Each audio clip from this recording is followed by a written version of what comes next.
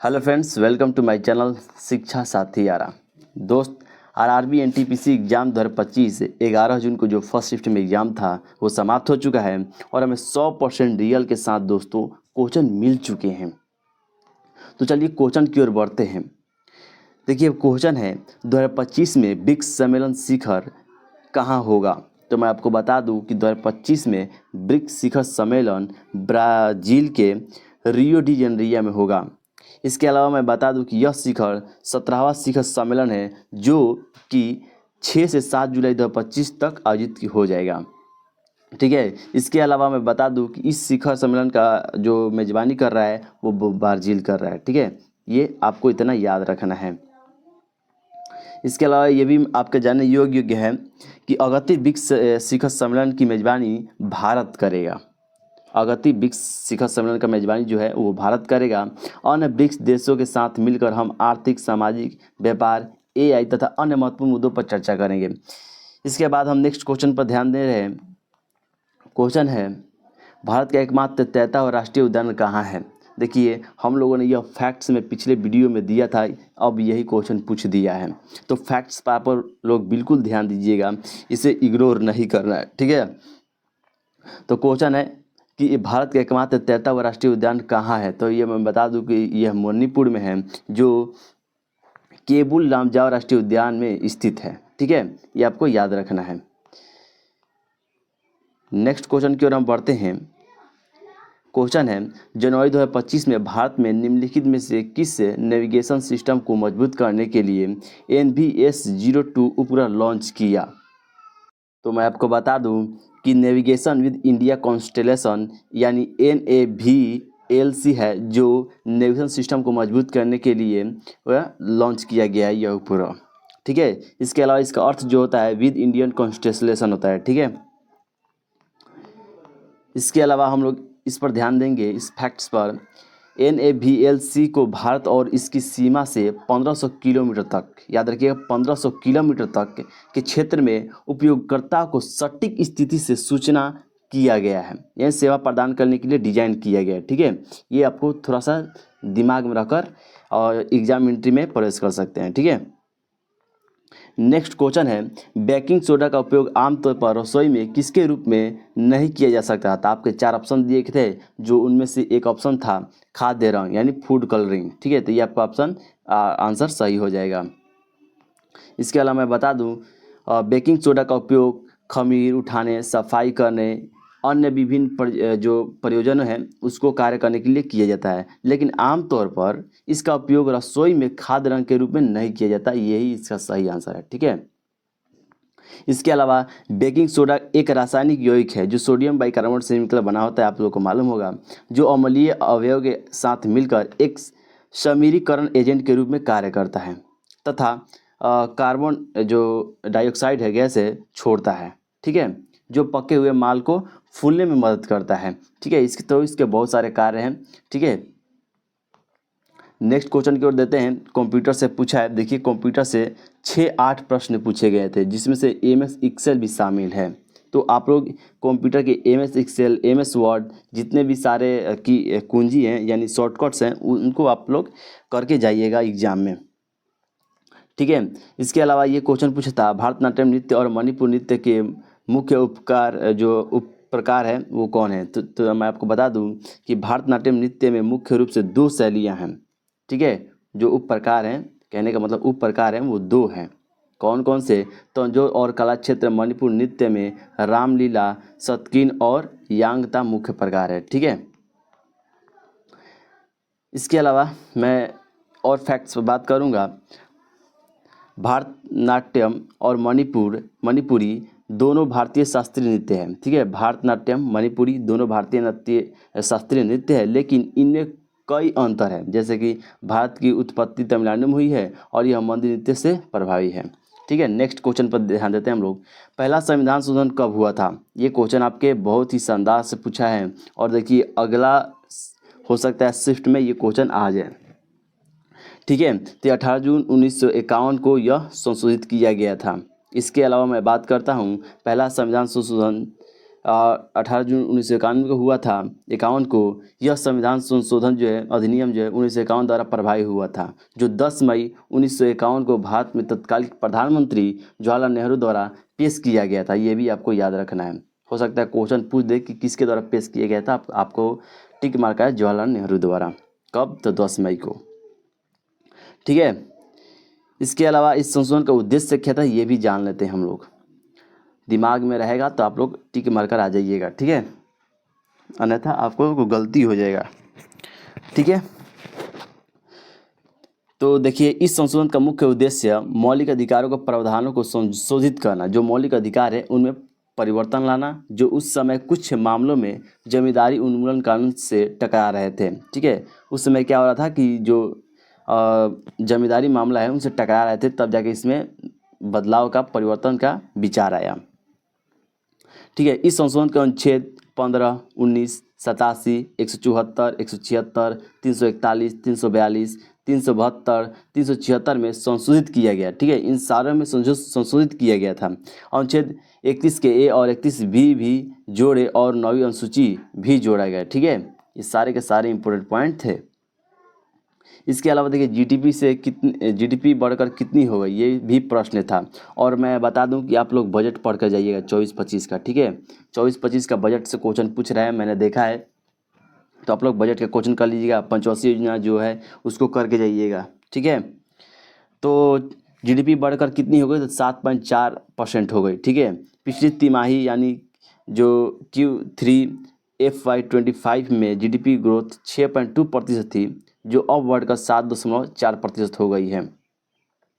अर्थव्यवस्था का मजबूत प्रदर्शन कर बताता है कि घरेलू मांग, निवेश और कृषि उत्पादन में मजबूत रही है।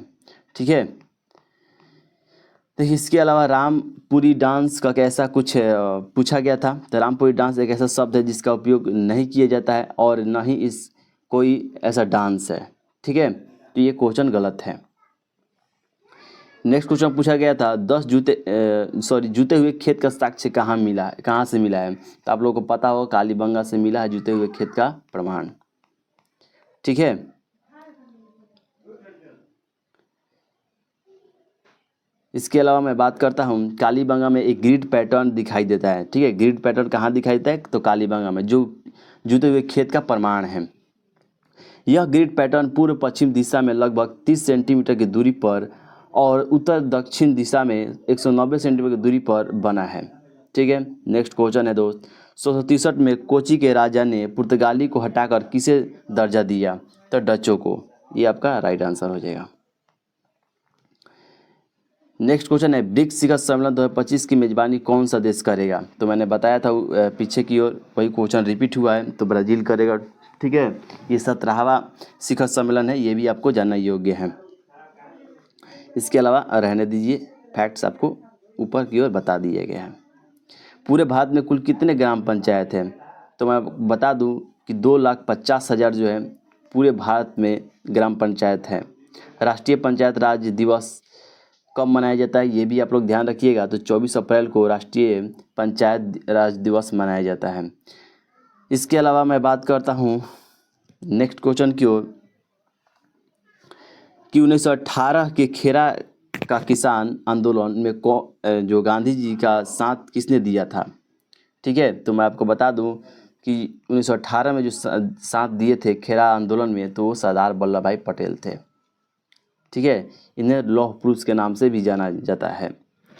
तो ये सबसे पहले आपको याद रखना होगा, तो खेरा आंदोलन कब हुआ था, 1918 में। यह ब्रिटिश हुकूमत के खिलाफ लड़ा गया था, जो कि गुजरात में हुआ था। इस आंदोलन में सबसे बड़ी उपलब्धि सरदार वल्लभ भाई पटेल का राजनीति में आना था, यही सबसे बड़ी उपलब्धि थी। ठीक है। ठीक है। साल 1918 में क्या हुआ कि साल 1918 में मोहनदास करमचंद गांधी अहमदाबाद में मिल मजदूर के हक की लड़ाई के लिए लड़ रहे थे। उन्हें सूचना मिली कि खेरा की किसानी भारी संकट में है, जो किसान है वो संकट में है, फसलें नष्ट हो गई हैं, फिर भी उनसे कोई वसूली की जा रही है।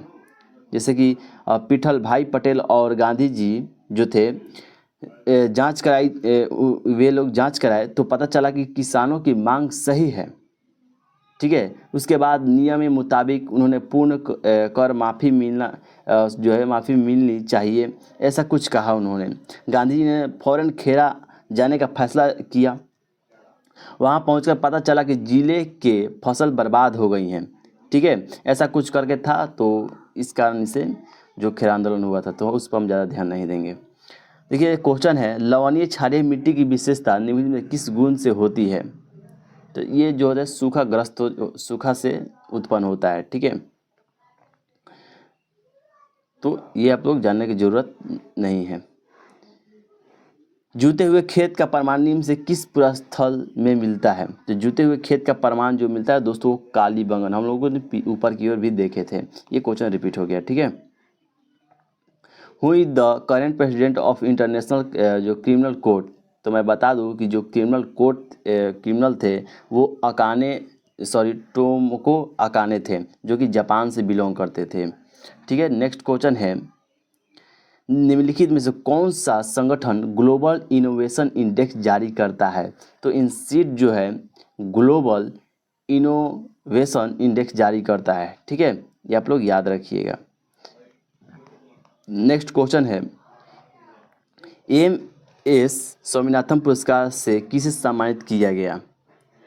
तो ये क्वेश्चन तो 9 जून को थर्ड शिफ्ट में पूछ दिया गया है, ठीक है, और इसमें भी पूछा गया था। मैं बता रहा हूँ कि बार बार क्वेश्चन रिपीट कर रहा है, ये आप लोग याद रखिएगा। तो मैं बता दूँ वो शख्स थे डॉक्टर पी.वी. सत्यनारायण, ठीक है। वर्ष 2021-22 की अवधि के लिए कृषि के क्षेत्र में इनको उत्कृष्ट योगदान के लिए डॉक्टर एम.एस.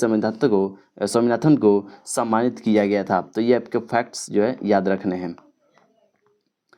इसके अलावा एक और क्वेश्चन है, आचार्य एन.जी. रंगा कृषि विश्वविद्यालय हैदराबाद से संबंध रहे डॉक्टर पी.वी. सत्यनारायण को कृषि के क्षेत्र में उनके उत्कृष्ट योगदानों के लिए प्रतिष्ठित 8वें डॉक्टर एम.एस. स्वामीनाथन पुरस्कार दिया गया, ठीक है। तो यही वही है, फैक्ट्स है, ठीक है। क्वेश्चन लिख दिया है गलत से, ये फैक्ट्स है।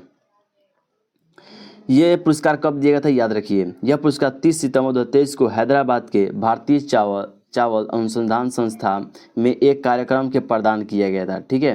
नेक्स्ट क्वेश्चन है, सरोजिनी नायडू का जयंती पर कौन सा दिवस मनाया जाता है?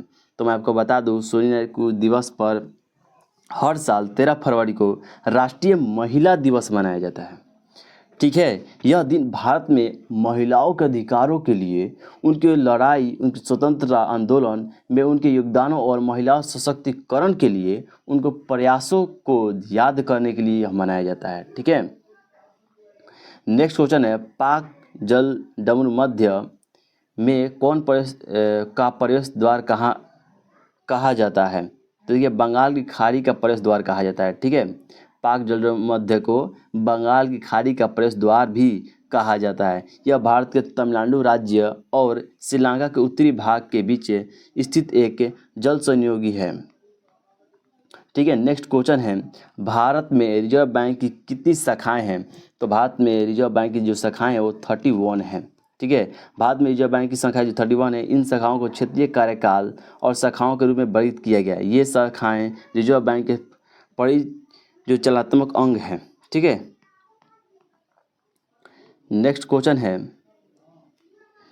निम्नलिखित में से किस मामले में भारत के सर्वोच्च न्यायालय ने यह फैसला सुनाया कि संसद उन मौलिक अधिकारों में से किसी को विच्छिन्न नहीं सकती जो पवित्र प्रकृति के हैं, ठीक है।